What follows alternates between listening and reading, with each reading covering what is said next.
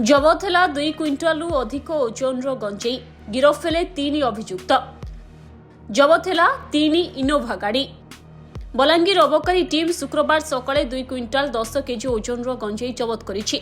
जबत गंजेईर आनुमानिक मूल्य प्राय 21 लाख ऊर्ध्व टंका हेबो बोली जणा पड़िछि। मिलिथिबा सूचना अनुसार एक इनोभा गाड़ी रे एई गंजेई चोरा चालान हेउथिला। बलांगीर कदमपड़ा रेलवे अंडरब्रिज निकटरे अबकारी टीम एही गाड़ी को अटकाई जांच करथिले।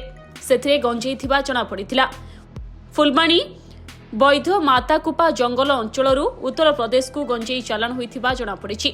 उत्तर प्रदेश जोनपुर जिलार 3 जन अभियुक्त चंद्रकेश यादव, मूलचंद यादव और शकील अहमद को अबकारी विभाग गिरफ करिछि।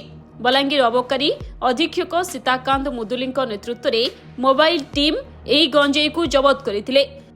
गोटे इनोवा रे गंजेई किछि बहुत जिल्लारू जो माताकुपा जंगल लो जो 2 दिन तले जो गोटा बड़ धरन रेड हेतिला सेठु भी गंजेई किछि स्प्लिट करके बाहर बाहर को पळै जाइछि एवं गोटे इनोवा रे से गाड़ीटी जीवाकू चेष्टा करुछि कारण दिन मान काली ये बहुत जिल्लार थिला ये गाड़ी एवं आज सकाळू हमर बलांगीर जिला को एंट्री कला आउ ये माने यूपी चालान करथांते गंजेई आउ विष्णुमुंडा अंडरपास रेलवे अंडरपास जो अच्छी से जगह तक अटकल दो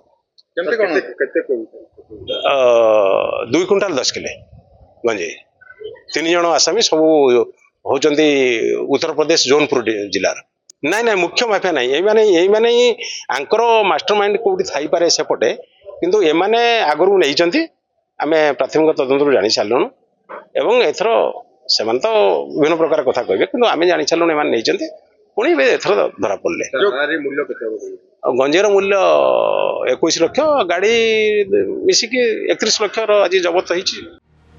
बलांगीर सुनील कुमार महांती रिपोर्ट धरित्री लाइव।